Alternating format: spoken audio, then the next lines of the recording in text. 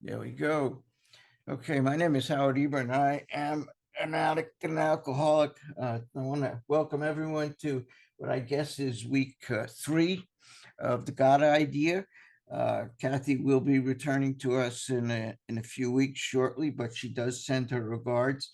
We're going to try and just briefly.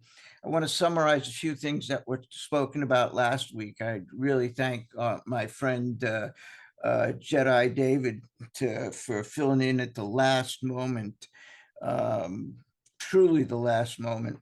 Um, but there are things that he was talking about last week that I want to emphasize because there's relevance as we move into some other areas.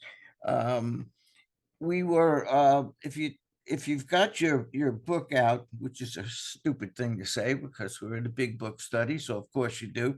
Uh, I want to go to the forward to the second edition, page XVI, and see, I went through the New York City school system, and it's amazing I can even read. But at least I know XVI means page 16 in Roman numerals. Um, but what is spoken about in that chapter paragraph is started on the page before, where it says the spark that was to flare into the first AA group was struck in Akron in June 1935 between this New York broker, who we know as Bill Wilson, and the Akron physician, who we also know as Dr. Bob. 6 months earlier, the broker had been relieved of his drink obsession by a sudden spiritual experience following a meeting with an alcoholic friend who'd been in contact with the Oxford groups of the day. Stop. The sudden spiritual experience that Bill is talking about happened in December of 1934 while he was a patient for the fourth time at uh, Towns Hospital in Manhattan. Um, there was a time when nobody knew that, and it's just warms the cockles of my heart to know that you guys all know that's a given. It's just wonderful. But Bill had this spiritual experience, and Bill has always said that in order for him to have this spiritual experience, two things had to have happened. Two groundbreaking events had to take place to kind of set up this experience. And one of the things that had to happen is this meeting with the alcoholic friend. The alcoholic friend being Ebby Thatcher, of course, one of Bill's boyhood friends, who Bill always regarded as the worst alcoholic he ever met. Bill always said, if I ever got as bad as him, I would have to hang it up. I could never go on drinking as bad as Ebby did. And Ebby showed up one day sober, few months sober. And he came over to Bill's, and this was in November of 1934. And this was between the third and the fourth stay of Bill's at Towns Hospital. And he told them about how he got sober through the Oxford groups, a first century Christian fellowship at the time, who believed that they can change the world by changing a person, who changes a family, who changes a neighborhood, who changes a state, who changes a country, and so on.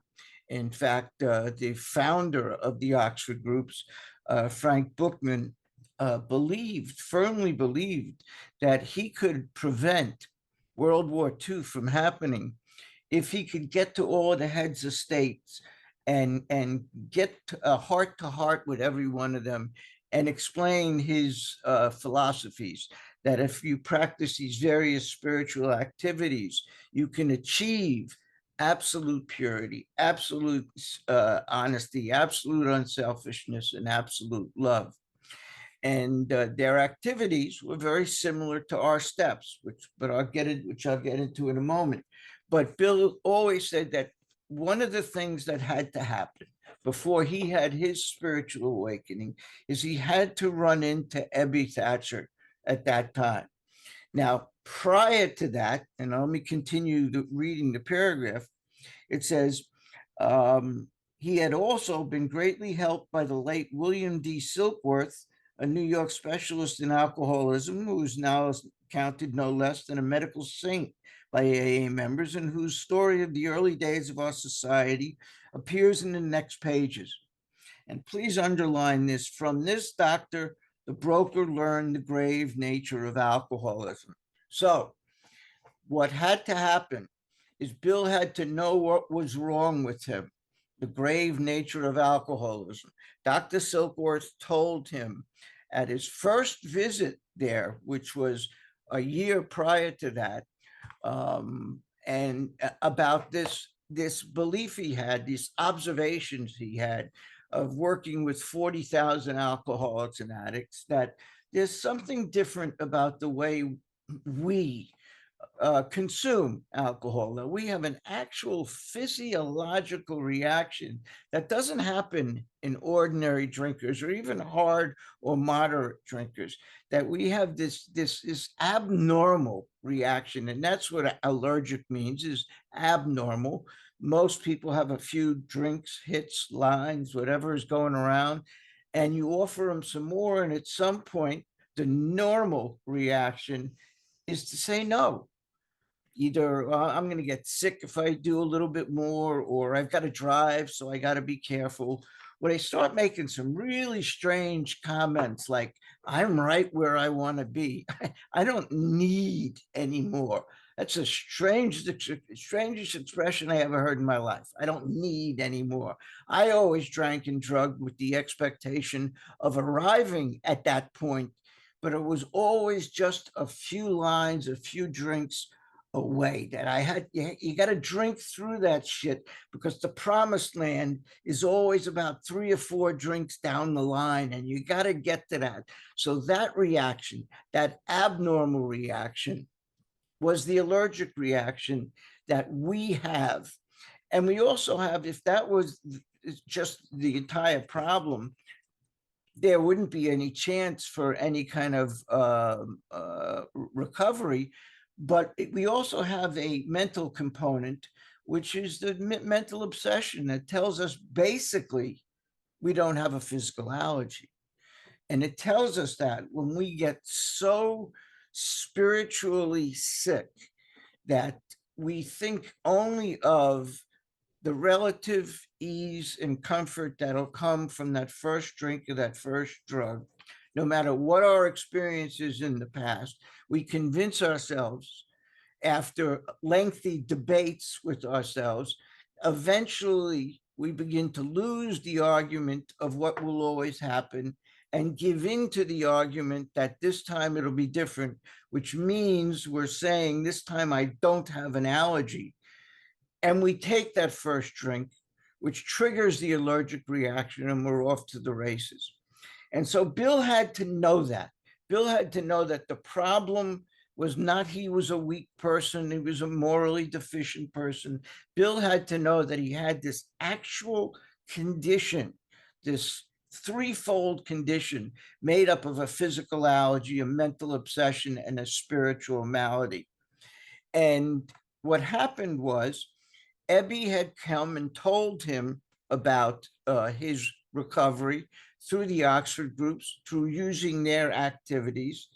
And as a result of that, those two things being in place, those were the things that brought Bill to a spiritual experience. And just let me just touch on once again what Ebby Thatcher told him was that he had gotten involved with this Oxford groups, and he realized that people like him and people like Bill had become absolutely powerless over alcohol, that if they were going to recover from that condition, they were going to require the aid of a power greater than themselves, greater than any human power, that could do for them what they couldn't do for themselves.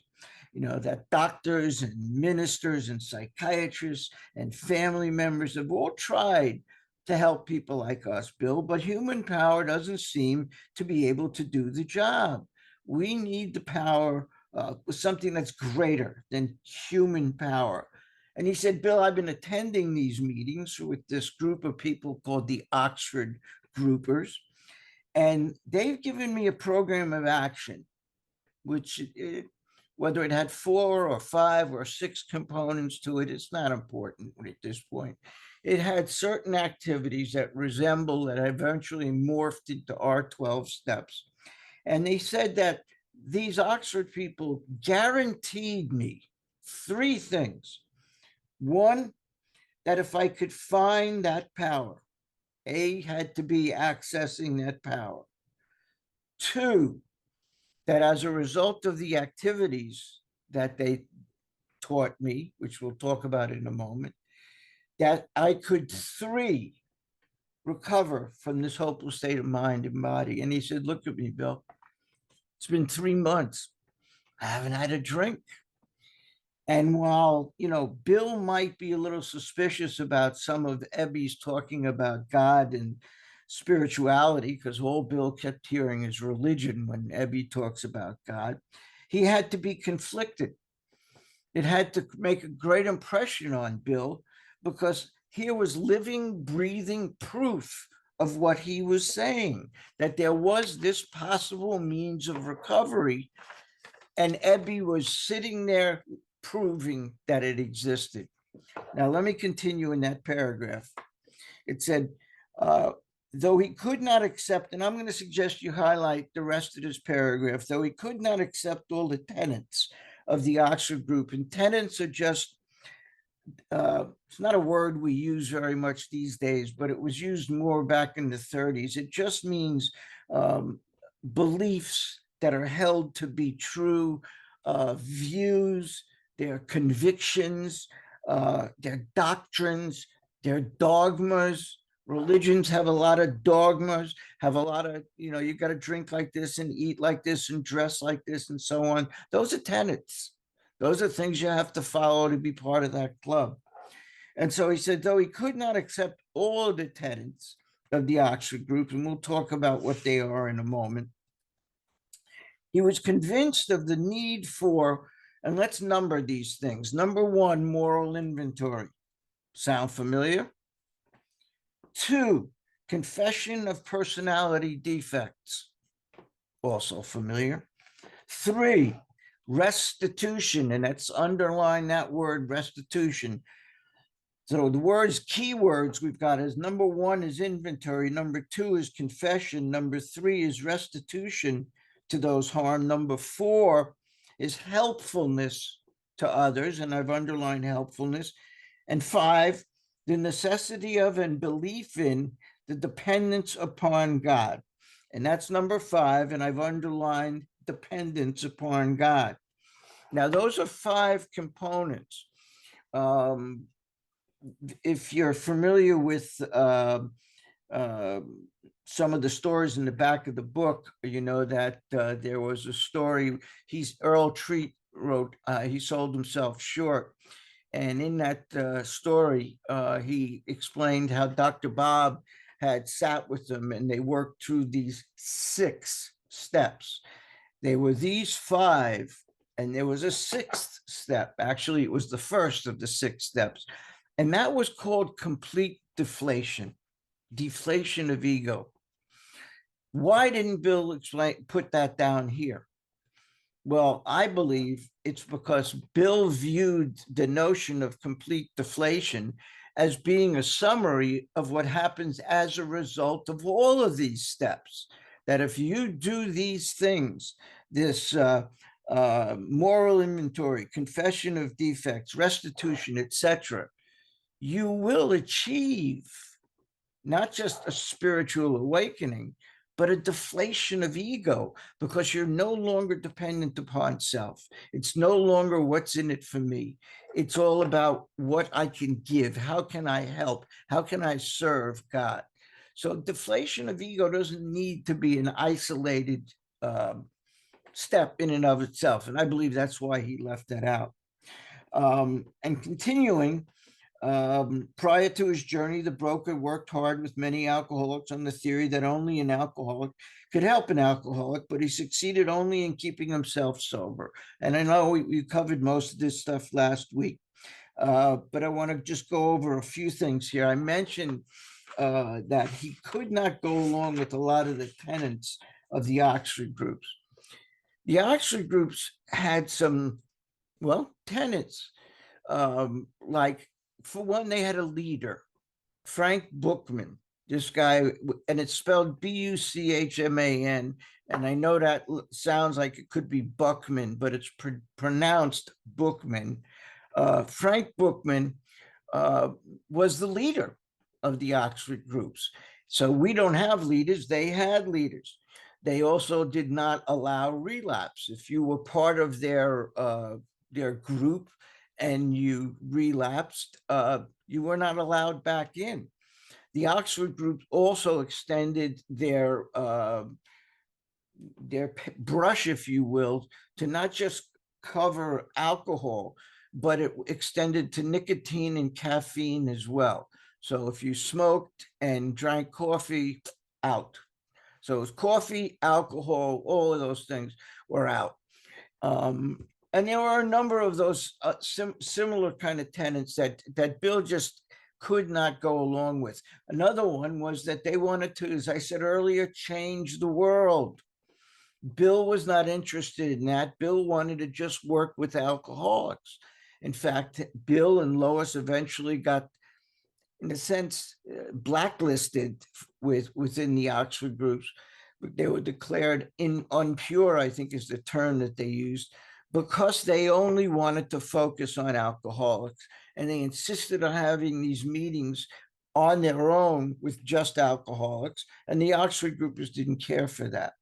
Now, this leader, you wonder why, what happened to the Oxford group? Well, in the late 30s, this leader, Frank Bookman, made a trip around Europe to try and get to see the leaders, the heads of state of most of the nations in Europe, to try and head off the inevitable World War II. And he met with various people. And one of the trips he took was to Nazi Germany. And he didn't get to meet with Adolf Hitler. He got to meet with two of his aides, Hermann Goering and Joseph Goebbels. And I've also read in one story that he met with Heinrich Himmler, who said an interesting thing to him. He said that your theories about change are very interesting, but I'm too far gone to be pulled back from that. And that's an interesting theory from the guy who designed the death camps. That's what Heinrich Himmler was in charge of. But in any case, he went to Europe. He saw these people. He came back to New York, and he was quoted in a New York paper as saying the following: "These Nazis, they have some pretty good ideas." Now, you don't say that in the late 30s in New York and get away with it. So that is why in the first edition of the big book, the words Oxford group do not appear anywhere. The first mention of Oxford groups in the big book of Alcoholics Anonymous is what I just read. That information on page XVI is the first mention in AA history in our big books of the Oxford groups, because by 1955, Bill believed they can't hurt us anymore. When the book came out in 39, he thought, well, we've got enough working against us as alcoholics. We don't need to be associated with Nazi Germany. By 35, by 55, he didn't care about that. Wouldn't make a difference. So he used the term quite freely and made reference to it. So those are some of the tenets that he didn't quite go along with. Bottom of the page, we're talking again about the broker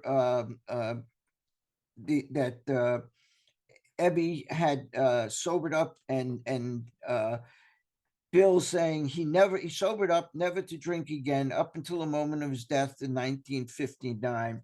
That's in 1950, which is talking about Dr. Bob. I'm sorry.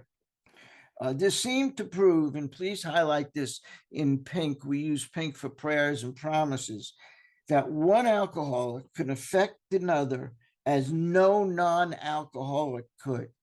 You see, prior to going to Akron on this business trip that failed, and I know I didn't get into the details of it, but I'm pretty secure in knowing that you guys know what I'm talking about. And that business venture failed.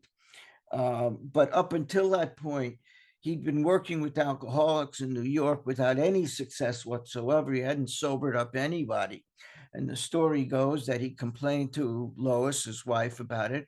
And she said, well, why don't you talk to Dr. Silkworth? Maybe he can point out a couple of things that you might be able to improve on.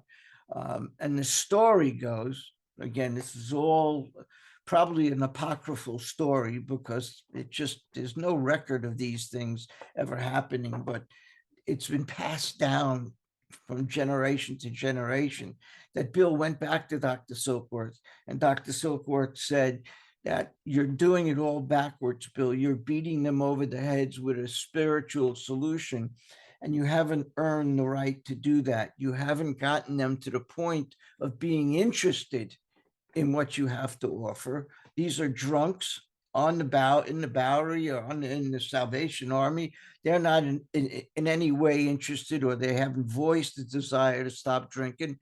And you're telling them about your spiritual experience. Why don't you tell them your story? Get their attention, and hopefully they will then ask the $1 million question, which is, how did you do it? Then, and only then, you've earned the right to tell them about that spiritual experience. Now, that part of the story is probably true. It's verified in a number of sources. The part that came from Lois is the dubious part. I don't know if Lois actually said that. I don't know of any place that actually says with factual basis that she did, but we do know that Dr. Silkworth kind of set him straight on that. So what we're talking about here is that one alcoholic can affect another like no other can. And at the top of the page, XVII, it says it also indicated that strenuous work, please highlight this sentence and underline that word strenuous. To do something strenuously means with great intensive effort. Sometimes Bill uses the word intensive, sometimes he says strenuous, means the same thing. But what it means is intensive work, and underline this, please, one alcoholic with another, not just going to meetings, one-on-one, sitting face to face, nose to nose, eye to eye, and going through the book, teaching the program of recovery, and that it was vital. And we've already defined vital as meaning life-supporting, life-giving, to permanent recovery. And there's the second reference to permanent recovery in the book. People say certain words we don't use, like recovered, which we do. The book uses it. It's part of our title, as long as we can distinguish the difference between recovered and cured. That recovered just means the symptoms of our disease aren't present, and cured means the disease itself isn't present. But the point here is that we can achieve permanent recovery. Now, you say that at some meetings, and you're always going to get some old timer, some knucklehead who says it's not a you can't achieve permanent recovery. This is a 24-hour a day, one day at a time program. That, read the book. Read the book. It's all the way through the book. You can achieve permanent recovery, subject to, there's always conditions. And then we're about to see those conditions basically come down to maintaining certain disciplines of prayer and meditation and inventory and intensive work with others. So I know we started this last week about the two men went to work and they spoke and met with AA number 3, Bill Dodson. Um, and I wanted to get to the next paragraph, which I believe is the last paragraph he read. A second small group promptly took shape at New York, to be followed in 1937 with the start at Cleveland. Cleveland, headed up by Clarence Snyder. Clarence went from Cleveland to Akron, uh, lived with Dr. Bob for a while, got sober with Dr. Bob, went back to Cleveland, formed the first groups in Cleveland, and was the first, he claims, to be the founder of Alcoholics Anonymous, because among other things, he was the first one to use the name Alcoholics Anonymous as a name for his group. That's true. The second the book came out, he adopted the name of the book to do the meetings, and he was the first person to use that. There are a number of other things he did that I think earn him the right to be considered a founder, but he also found himself on the wrong side of several opinions with Bill, and that doesn't work well for most people. When you take an opinion contrary to Bill's, things usually break down. So in any case, there was another group formed in Cleveland. Besides these, there were scattered alcoholics who had picked up the basic ideas in Akron or New York, who were trying to form groups in other cities. By late 1937, that's October 1937, the number of members having substantial sobriety behind them was sufficient to convince the membership, and please highlight this, that a new light had entered the dark world of the alcoholic. Now let's back up a minute here. You know, as I look around me, there are quite a few people here with double-digit sobriety. There are people here with decades of sobriety. When Bill is saying that there were a number of people who had accumulated substantial sobriety, what does that mean? Well, the person who is sober the longest is Bill Wilson. And Bill is not quite 2 years sober. Remember, he got sober in December 1934. And here we are approaching October of 1937. That's right? 2 years, October, November, December, almost 3 years. That's substantial recovery. But let's talk about what happened here. He said that they had gotten together in October of 1937. And I'm going to try and see if I can do this without butchering it too badly. Let me get the visual I want to show you. Give me a moment. This is the attachments. I think this may work out right. Okay. What happened in October of 1937, while I'm getting the file up, is Bill returned to Akron. He hadn't been back for a while. He came back to Akron and had a meeting with Dr. Bob. Why is this? There it goes. There it goes. Had a meeting with Dr. Bob where they sat down and counted noses. It was called the Counting Noses meeting. And I'm not going to say any more because the thing I'm going to pick up here any second is going to tell us what that is. All right, let me try one more time and then we're going to have to move on because I can't get it. Ah, there it is. Beautiful, beautiful, beautiful. Now let me get it so you guys could see it and we can continue. All right.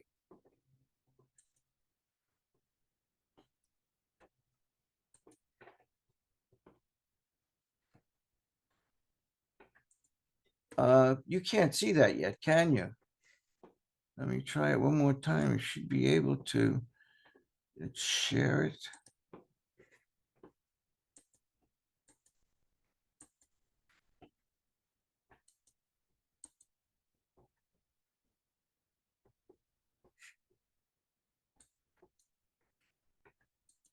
There we go. You can see that now, can't you? Not bad. It could have taken up the rest of the meeting the way this has been working out for me tonight, but I apologize.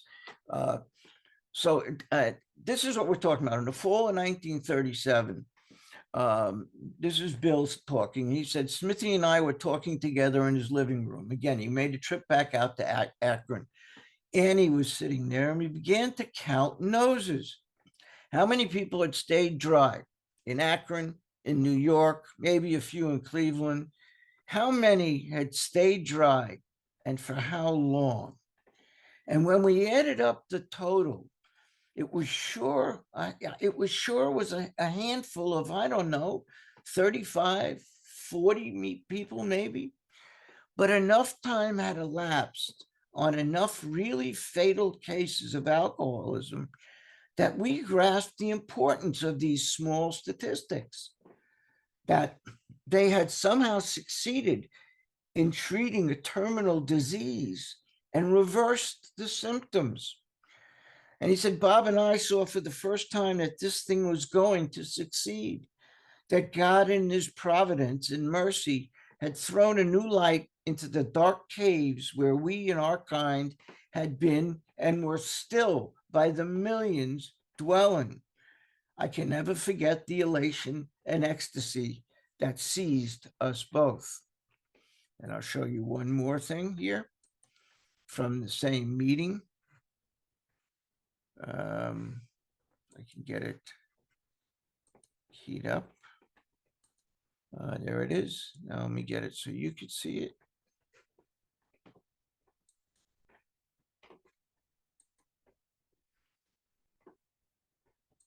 All right, yeah, now you could see it.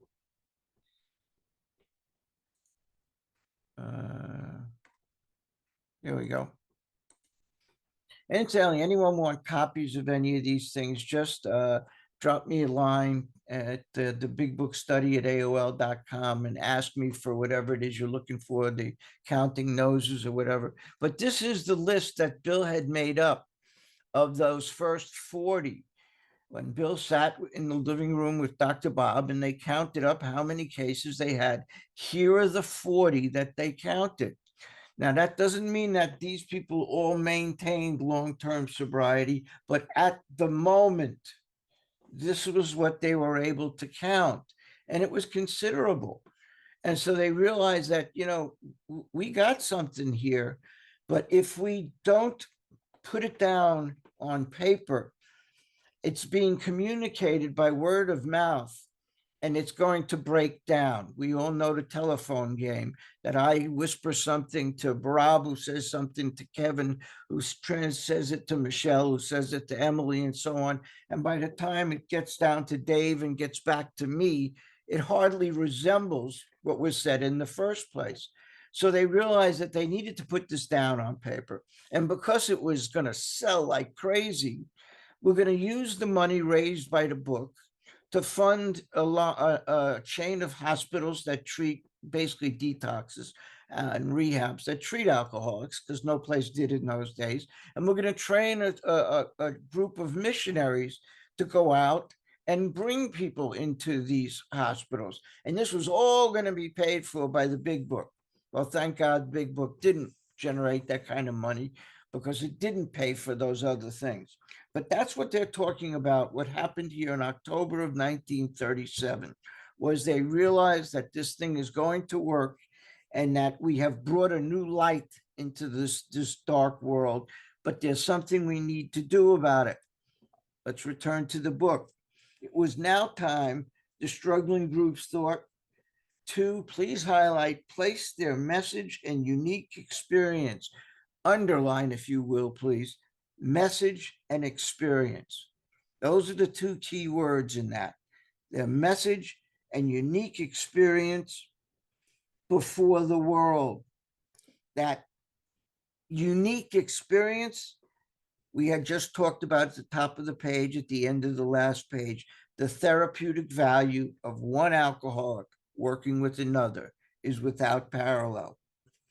This determination bore fruit in the spring of 1939. The exact date is April 10, 1939, by the publication of this volume, the first edition. Originally, that book sold for $3.50 each. The membership had then reached about 100 men and women. Please underline that. And if you would, in the left-hand column next to that, put the number 100. You may want to put it in red, because what I like to do is track the number of people we have in the fellowship. In the previous paragraph, where it said they had this meeting in the spring of, in October 1937, in the margin to the left of that, I neglected to ask you to write the number 40 in red in that paragraph. So we have gone from 1 to 2 members to 3 members. We talked about getting Bill Dotson sober on the top of page, the same page that we're on here. So on next to that paragraph where it says he never had another drink, we're referring to Bill Dotson. Next to that, I've had the number 3, because there were now 3 people. And then by the time, well, let me leave that out for the moment. Let me just continue where we were at. Had then reached about 100 men and women. The fledgling society which had been nameless, now began to be called Alcoholics Anonymous. And please underline twice the following: from the title of its own book. The fellowship got its name from the book, not the other way around. So that means that Alcoholics Anonymous is this. It is not this. This is the fellowship of Alcoholics Anonymous. The program of Alcoholics Anonymous is in here. And we adopted our name, the fellowship name, from the program, not the other way around. It was up until that time called the Drunk Squad of the Oxford groups. And they were pretty much getting ostracized by most of the Oxford groupers, and they wanted to part company. New York had been the first really to walk away from the Oxford groupers. Even though they didn't call themselves Alcoholics Anonymous, they called themselves the Drunk Squad, but they kind of walked away from the Oxford groups. Akron was a little bit more clingy. They were holding on to the Oxford groups, the name and so on. In fact, when Clarence Snyder adopted the name Alcoholics Anonymous for his group, a group of people from Cleveland, thank God they went with Dr. Bob, went up to Akron. A group from Akron went up to Cleveland, and thank God they took Dr. Bob with them, with the intention of busting up that meeting, because they were just destroying our fellowship by changing the name and so on. Well, thank God they had Bob with them, because he was the voice of reason.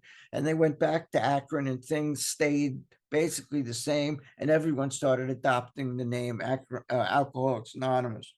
But we're talking about, when we right here, from the title of its own book, the flying blind period ended and AA entered a new phase of its pioneering time.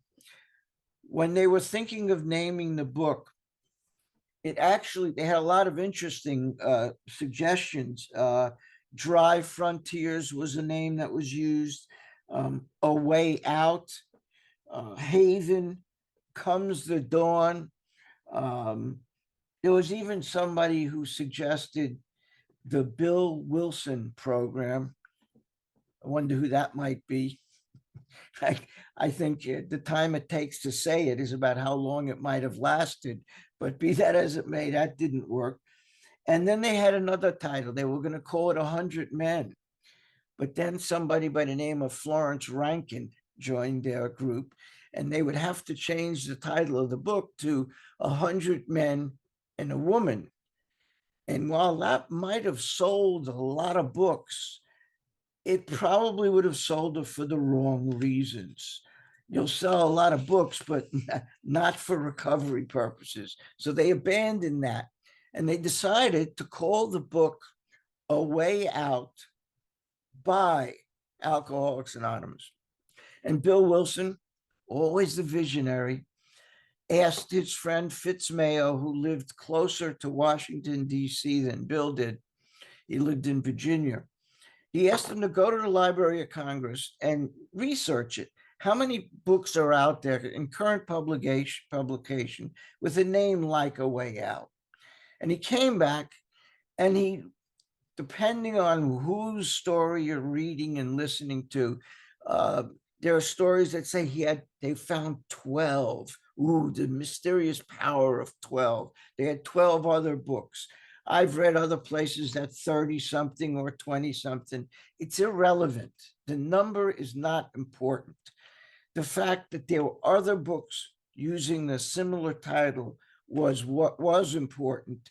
And Bill said, that's not, we got to find a different name. We can't be out on the shelf with competing with 12 other books. So Fitz Mayo suggested, why don't we just call it Alcoholics Anonymous? And Bill liked the idea, and he sold the idea to Dr. Bob, and it got approved. It was Fitz Mayo's idea to shorten it to just Alcoholics Anonymous. And again, Alcoholics Anonymous, the story of how many thousands of men and women have recovered, because that subtitle is still part of the title. But that's how they came through this naming process. So at the bottom of the page, it says, with the appearance of the new book, a great deal began to happen. Dr. Harry Emerson Fosdick, man, they had some extraordinary names back then, didn't they? Throckmorton, just so many crazy names. Dr. Henry Emerson Fosdick, the noted clergyman, reviewed it with approval. In the fall of 1939, it would be September 30th, 1939, Fulton Ausler, then editor of Liberty, printed a piece in his magazine called Alcoholics and God. And let me see how long it's going to take me to get this one ready for you.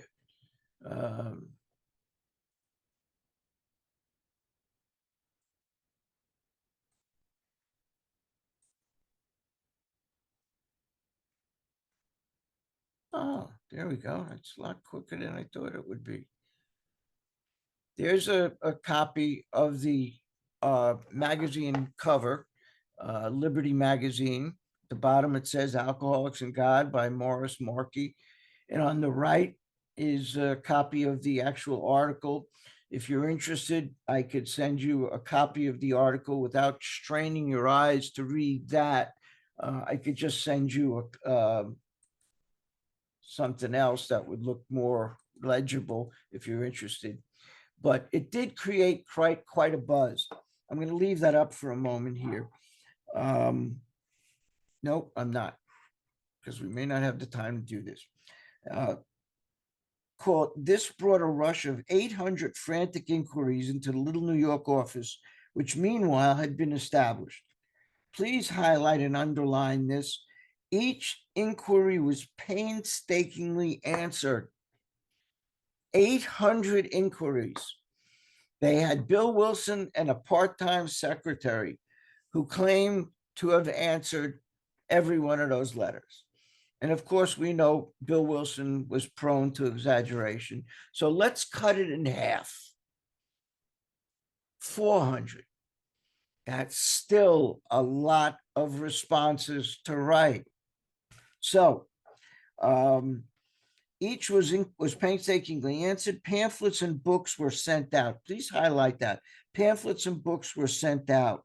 And in the margin next to it, please write literature by mail, because now we have another way to spread the message.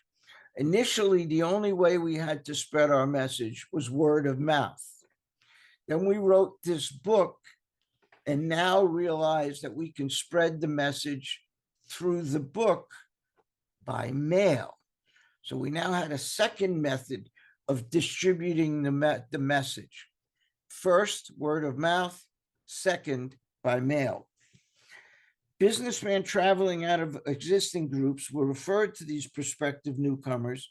New groups started up, and it was found, to the astonishment of everyone, that AA's message, and please highlight this, could be transmitted by the mail as well as by word of mouth. Where did I hear that? Can be transmitted by mail. Put the number 2 above mail, please, and above word of mouth, put the number 1. It started out with word of mouth. Now we have by mail.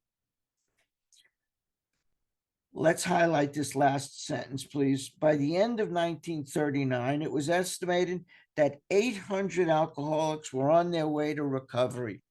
And so in the left-hand margin, next to that, I wrote end 1939 and the number 800 in red. So now we've gone from 1 to 2 to 3 to 4 to 80 to 40 to 800. Yeah, we got a little bit more time. I can continue this. In the spring of 1940, John D. Rockefeller Jr. gave a dinner for many of his rich friends. You may want to add that. They're not just his compadres, his rich friends, to which he invited AA members to tell their stories. News of this got out on the world wires. Inquiries poured in again, and many people went to the bookstores to get the book Alcoholics Anonymous. Please highlight this. By March 1941, the membership had shot up to 2,000. And in the margin next to that, please write March 1941, 2,000. Watch what happens before the end of the year. So John D. Rockefeller had this dinner for his rich friends to help Bill see if they could raise some money. It was his opinion that money would spoil this thing, that it was an altruistic movement that worked because it didn't have anything to do with stature and money and so on. But he said, I'll get my rich friends together and you can make a case for them for that. He did. He didn't get much further than he did with John Rockefeller. They did get enough of money as a stipend for Bill and Dr. Bob to be able to continue to do the work they were doing without losing their home. Dr. Bob was about to lose his home. Bill didn't even have a home to live in. Then Jack Alexander wrote a feature article in the Saturday Evening Post and placed such a compelling picture of AA before the general public that alcoholics in need of help really deluged us. Please highlight, by the end of 1941, AA numbered 8,000 members. And so in the margin to the left, I've written end 1941, 8,000. We began 1941 with 2,000, remember, at the top of the paragraph. By the end of the year, we had quadrupled that. And the only significant thing that happened to account for it is the Jack Alexander article. Let me get you something here. Here it is.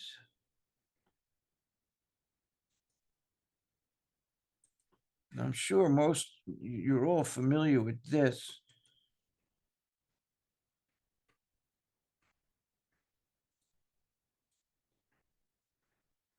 There's a copy of the Jack Alexander cover, the Saturday Evening Post cover, with the article Alcoholics Anonymous by Jack Alexander. Jack Alexander was what was called a muckraking reporter. He went out with the notion of exposing AA as a fraud.